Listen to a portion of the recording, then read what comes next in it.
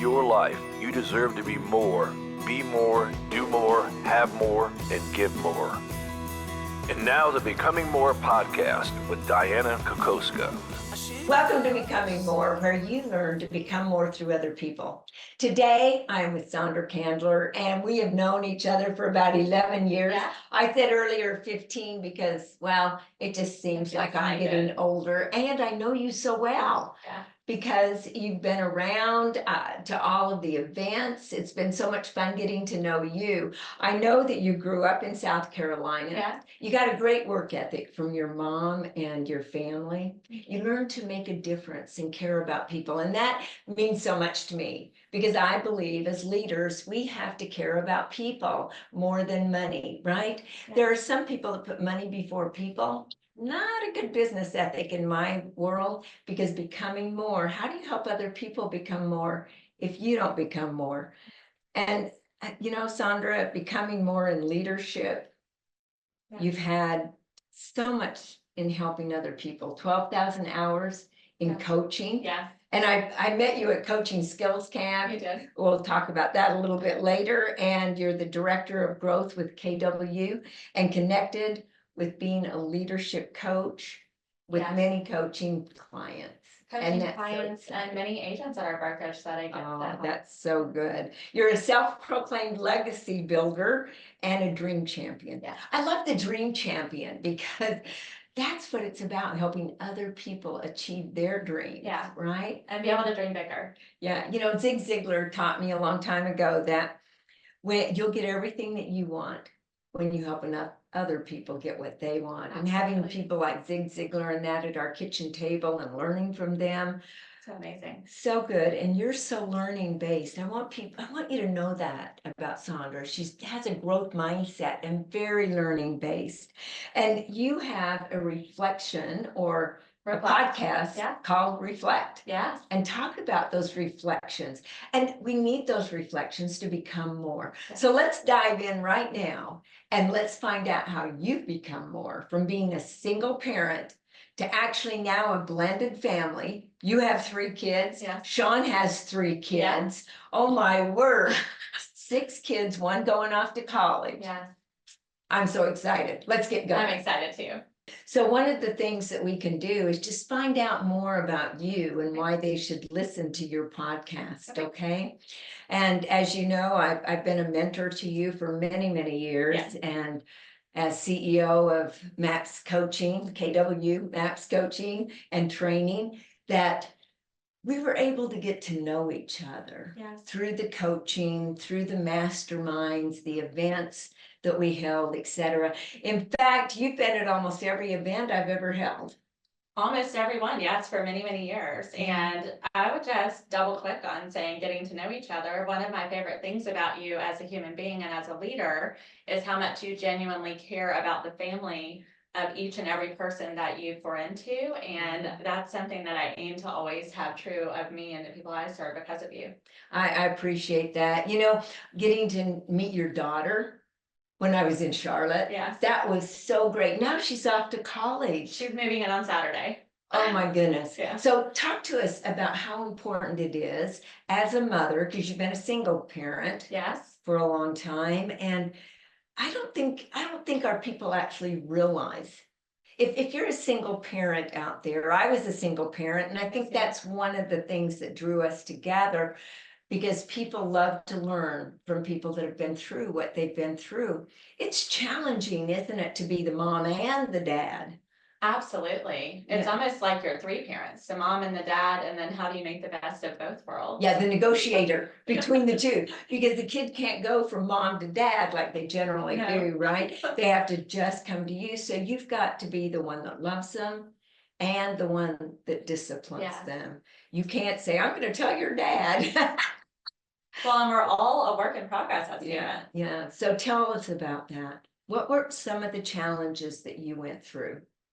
Well, I would say just earlier in my life, far before you and I met, you know, I grew up in a relationship where my parents were together, got divorced, and so I saw examples of an amazing, loving, hardworking mom, and I definitely have taken some of those characteristics from her. That's great. In the way I parent. And then also there were a lot of things of what not to do and lessons in the way I grew up. I was a late bloomer in my adulthood of intentionally choosing the kind of parent that I would become. And I'm so grateful for all the amazing mentors that have surrounded me to help me be a better parent. So lots of challenges. Definitely some moments where I was working and not making ends meet. Been there. And definitely some moments where I didn't know how to handle certain decisions that my children were making. Specifically, my oldest went through some really hard discovery moments when he was a teenager.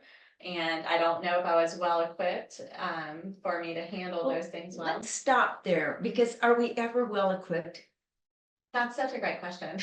I mean, God gives us a calling. Here you are, you're called to be a mother and the dad, because you're in a single relationship. You have the only kids. income. Yeah, and the only income, and it's commission. Yes. So it's not like a steady income. Well, you were commission. I actually used to have a job before I had the role in leadership in Keller Williams, where it was both salary and commission, and took a pay cut to come to Keller Williams because of the values. Didn't we all, right? So here's the fun part, though. I really want them to get this, because the challenge was there's no instruction book. There's not. What is something that maybe your son or your daughter went through that you went, what am I going to do? How do I make this decision?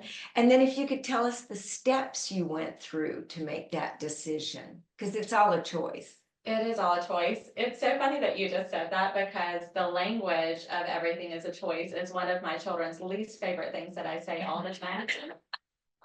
And they will laugh when they hear this right now. And it's such a great reminder. One specific thing was actually recent, and it was the college decision-making process. Because my oldest child did not decide to go to college. He took a different path. And so Adriana has been my first to go to college. And although I'm surrounded by many great parents and mentors such as you and all the amazing people I'm surrounded with daily, I was not yet aware that you need to start really in 3rd or 4th grade planning for what classes they should take in school and financial preparation. So I was not quite early enough in her process for us to set everything up in the way that the college she'll be attending would have made decisions. Yeah, well, whoever told us back then that that's the way it should be. Yes. I mean, we were just told, take the ACT, do this, do that. And most people waited until they were like juniors in high school to even talk about college. That's when we started talking about it. And that's what we were taught. Yeah. Yes. So the steps I took at the moment I realized I was a little late to the game, I reached out to all of my peers and said, hey, what do I not know about this? And what would you recommend at this point? Okay, let's have them write that down. Yeah. What, you reached out to people that actually had been there, done that, people that you respected, and people you thought had made a great decision. I did. Okay, so you asked them lots of questions. Obviously, you took notes. About how many people did you call? So it was actually a Facebook post initially, and then some one-on-one conversation. Isn't that a great idea? I had a wider reach that way. Yes, and with the Facebook, did you get some that you just kind of laughed at? Yeah. Okay, good. I want to make certain that always happens, right? The advice that we don't have Dear Abby like we did back then. It's called Dear Facebook Friends, right? What was some of the best advice, though, that you received? One of the best pieces of advice I received was getting connected with a local scholarship consultant company. And they just had a set fee for 1 hour, and they told us everything we needed to know about college and which specific ones would be best for her major, and all of the things about what colleges have the highest graduation success rate and what she was going to study, how they select students, everything we didn't know about college. Well, the thing I love about that is that you have a growth mindset. Because a fixed mindset, well, if you have a fixed mindset out there, let me tell you, you already think that you know all this and you won't reach out to get advice from other people because you got it all figured out. You've always had a growth mindset.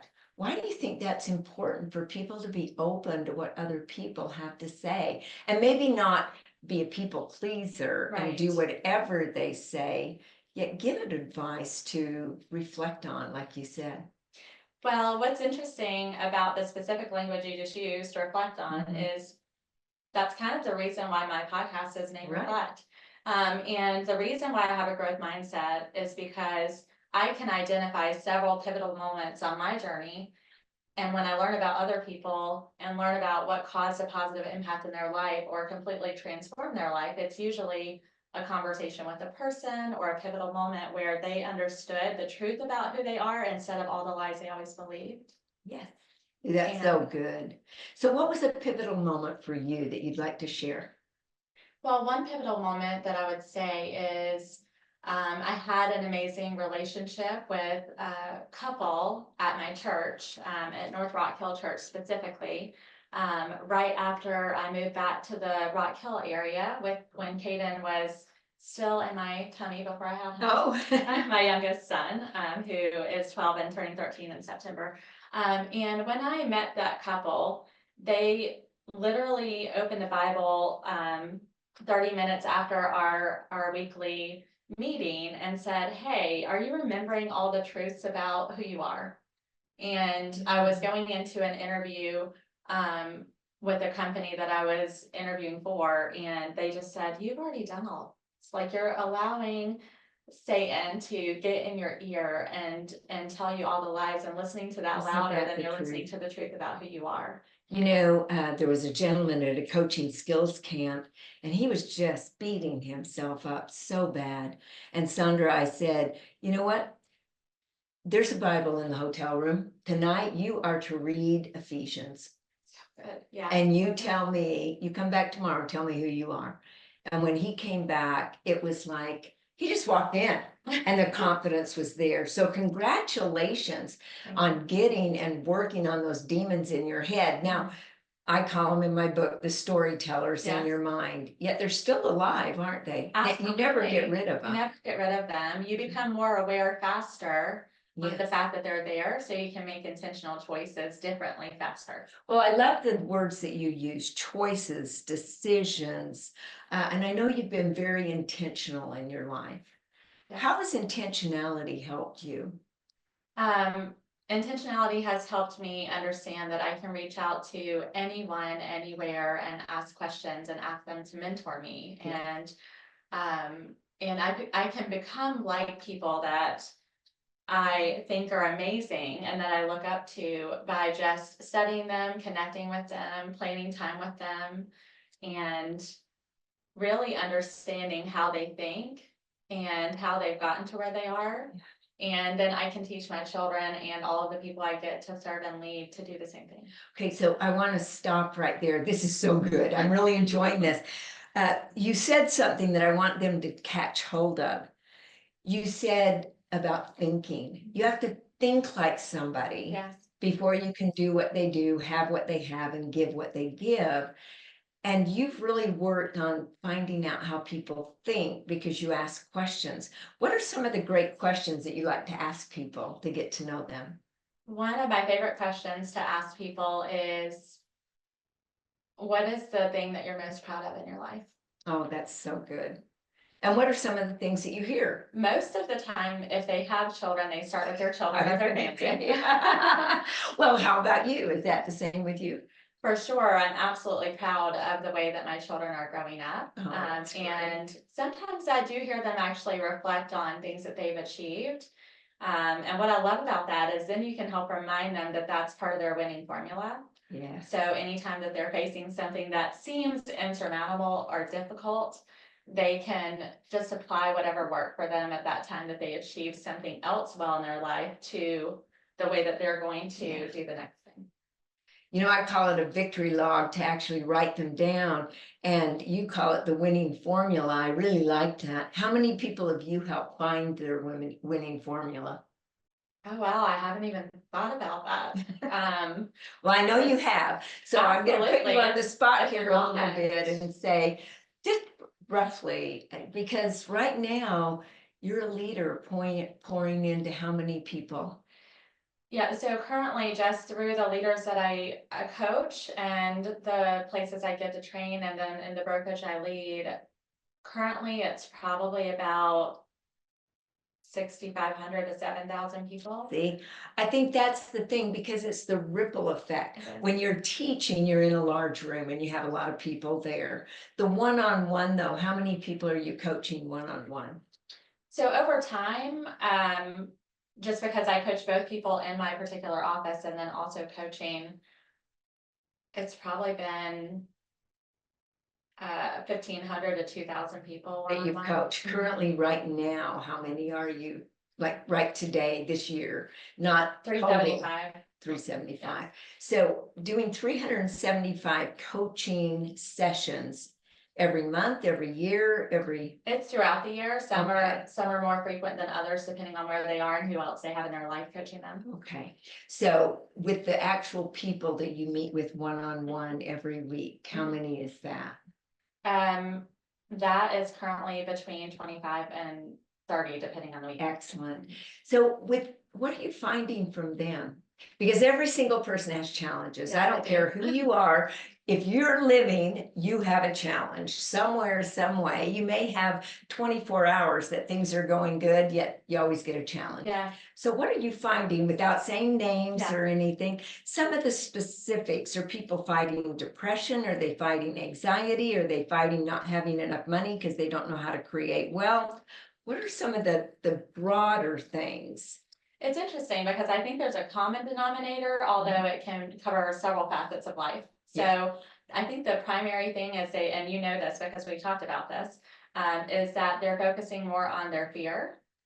They don't realize that they are, because they don't know that anxiety and depression and not having enough money are all under the fear category. And when we have a conversation where they're really clear on the action that they can take and what they do have control over, which you always talk about and have in your book, then they can get into action and retrain their thoughts so that they can be a better spouse, or they have the actions that they need to just go do what's on your calendar this week and build that daily momentum and become a better version of themselves right away and rebuild that confidence. It's so good, because when you talk about choice Yes. and control, there's very little we can control in our life.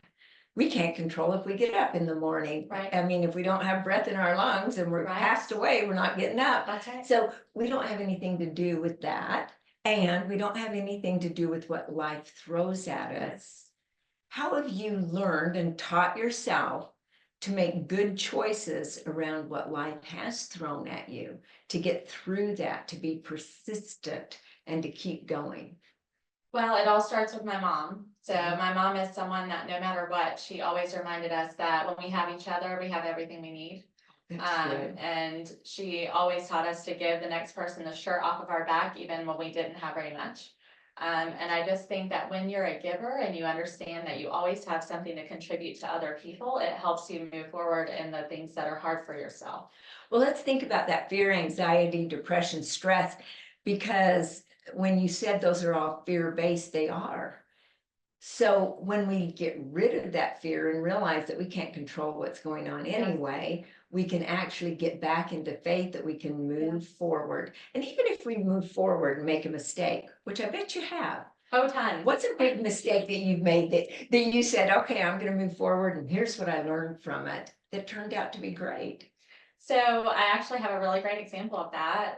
I don't know that I would label it a mistake just because of how we talk about this. Yes. It definitely was an area of a lot of lessons. So I did move out of the area that I'm in to help with some Keller Williams in another area of the country. And it didn't feel like a mistake at the time. I was very excited about the opportunities that were being presented to me. And that actually ended up just building relationships with people that are going to be friends and people I get to serve for life and that I get to coach them. Oh, that's great. I also learned additional business lessons that I could apply to all the people I help now that I would not have learned if I didn't move.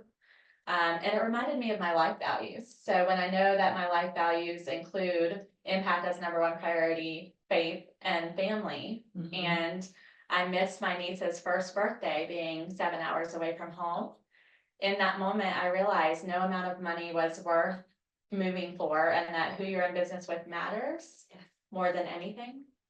And so it just taught me a lot more about business. I gained additional relationships from it. And then I was able to bring all of that back and apply it at home, where I still get to be around my sisters, my parents, everybody that I love dearly, and be that example of applying your values to your life and your calendar to all the people that I get to coach. Values are important. They are. A lot of people don't realize that's how they make their decisions, is based on the values. And when the values are out of alignment with whomever you're around, Yes, it makes for kind of a lousy life. it absolutely does. Yeah, those values have to be in alignment.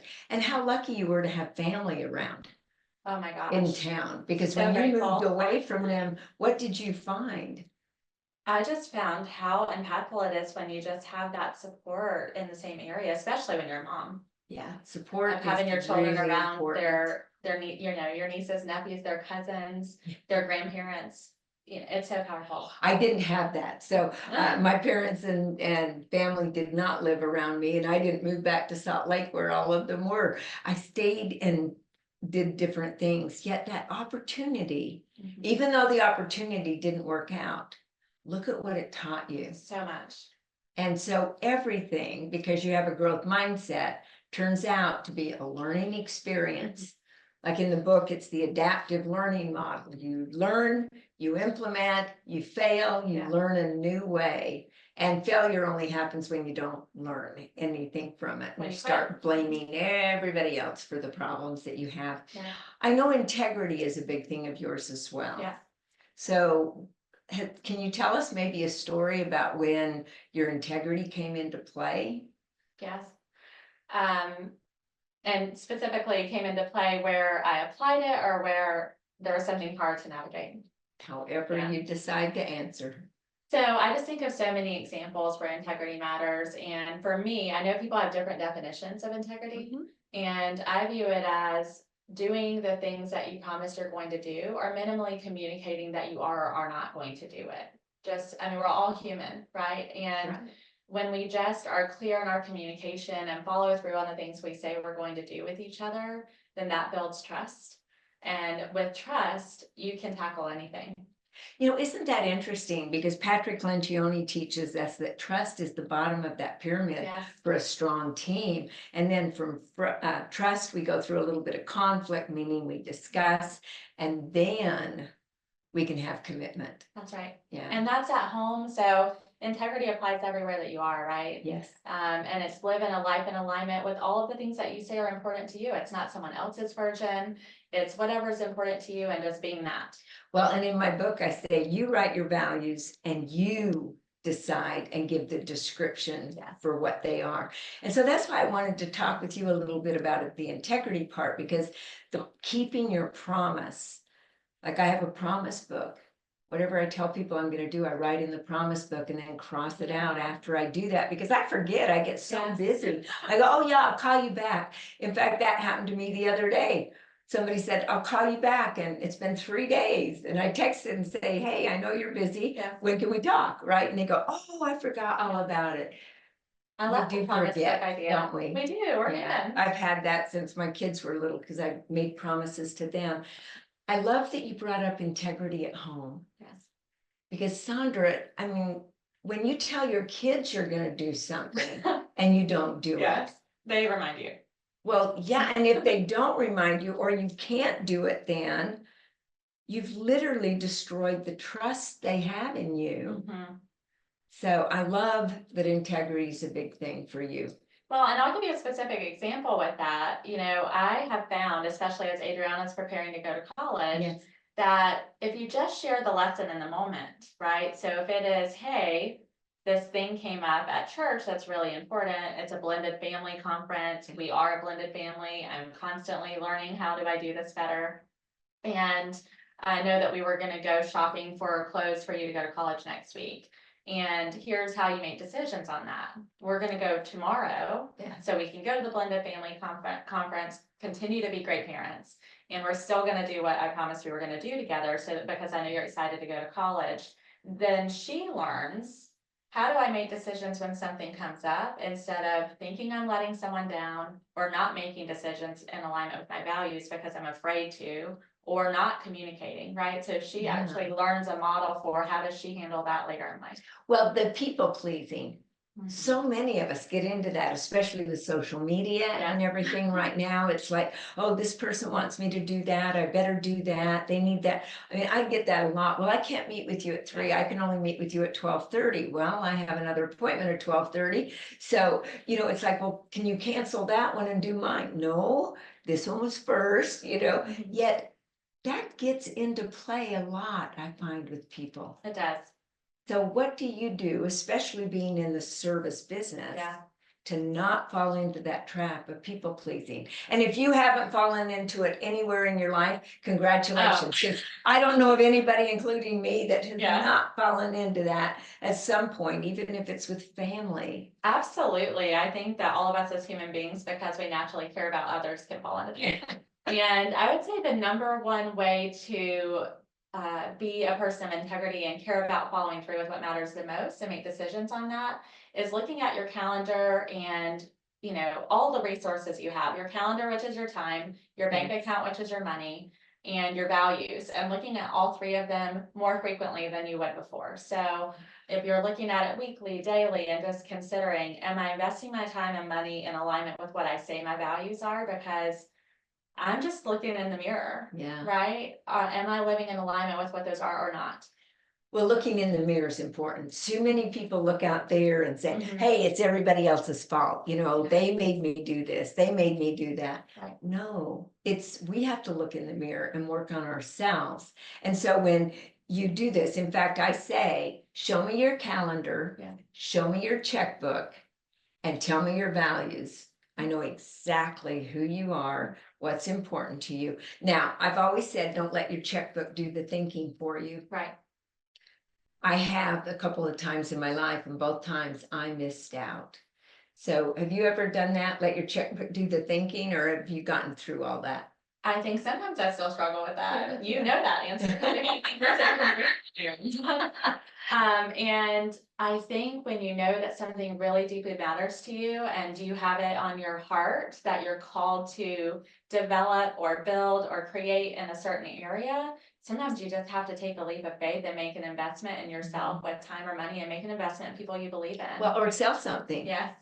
I mean, like Absolutely. Nikki did when she wanted to take bowls. I said, well, sell something. So she sold her treadmill. I mean, have you ever had to sell something or just take that leap of faith to say, I'm going to do this no matter what? Yes. And usually it was around either a training or a coaching that I knew would have a return on investment when I showed up as a different person on the other side of it. Okay, let's stop right there. Showed up as a different person. Yes. How important is that to become more throughout your life? It's so important for me.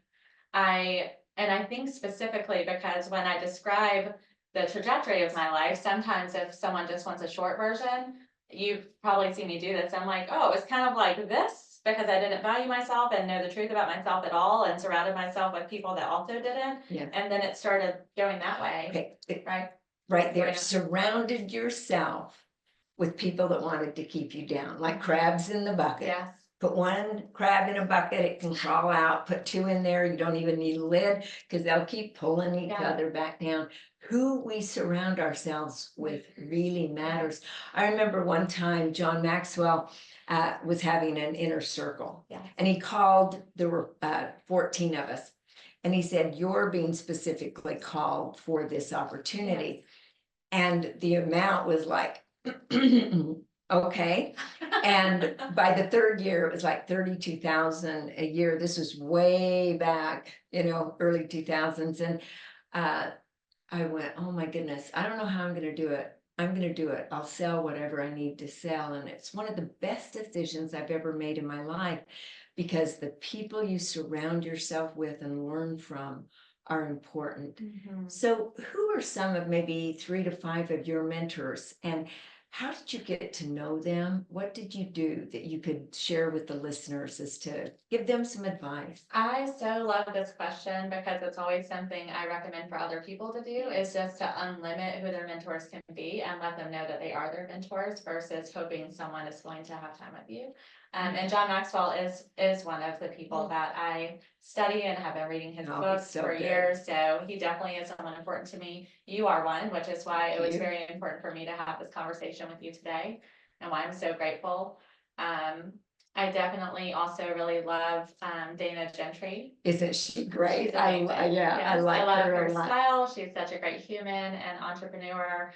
I just love her so much. Christine Kane is Another a one. friend of mine. Look Yes. at all these wonderful Yeah. people. And then Terry Foster Noland Yes. has played an instrumental role in my life. And she One of is the a great coaches leader. that I brought in. Yes. Oh, I love. I just your love mentors. powerful women, and I love servant leaders. Yeah, and that's what John Yes. talks about. So reading a book though, versus having them get to know you. Yes. And you get to know them, because I saw you at events. Yeah. You would say your name and that, and Yes. yet you didn't let it go there. No. What was it inside of you that allowed you to come forward and say, I want you to be my mentor, which is what you did? Yeah. I think that, there was a significant moment actually at a coaching skills camp where, and I don't know if you remember this, so Tony DeSello, your husband, who I admire greatly, I love that guy. He was the one holding up my board for me to break my fear. And I did not break it at first. No, you didn't. And I And this ended was up before I- screaming at you. So I did not break it at first, and I made up in that moment, I made up the lie that it's because I had broken my wrist a few years ago, by the way. No, I As if it was remember still that. hurting. Now, and I didn't scream bad things No, at you. I no. screamed like, you can do it, you can do it. I want to make certain all of you understand. I did not do that. Okay, good. I definitely didn't take it that way. One of my favorite things that he did in that moment changed my thinking forever. And it's helped me in the way that I make decisions and help my children make decisions. He said, oh, if you actually did hurt your arm, you definitely shouldn't try to break it. Yeah, You should just sit down. yeah. And that got you going. And in that moment, I had another leader that was there with me hold my board up, and I broke it the first time. Because he taught me that I was choosing because of past things and past experiences that I wasn't able to create a future. So good. It's so good because how many of us look at the past and go, well, that didn't work before. So Or I haven't let's achieved do this it now. before, or I have not been capable of this before. We hold ourselves back. Yes. But once you broke that board Mhm. and you went through that board, what happened with your confidence? I believe anything's possible. Yes. In fact, we're doing a board breaking April 14th of next year. I'm so excited about That's doing awesome. that again and bringing all that back.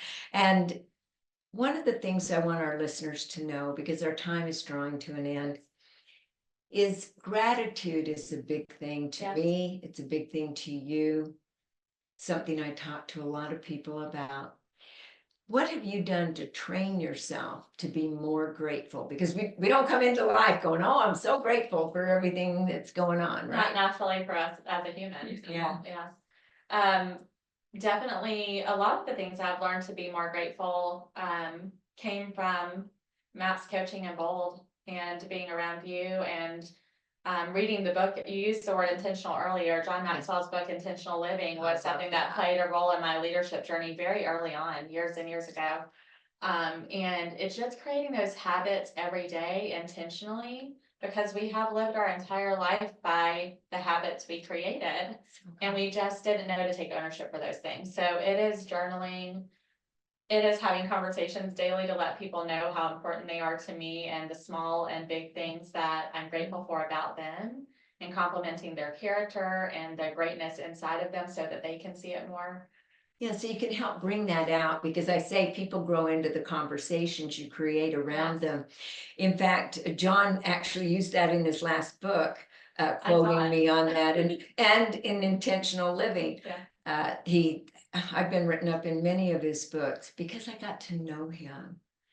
And much like you've got to say to people, I would love for you to be my mentor. Yeah. And then make it so you stand out in the crowd. Yes. And just not one of the great groups of people. You're actually there in front of them, learning about them and having them learn about you. Well, and I think that's it. I think almost anyone is willing to mentor you and pour into you, and nobody is off limits if you genuinely care about them.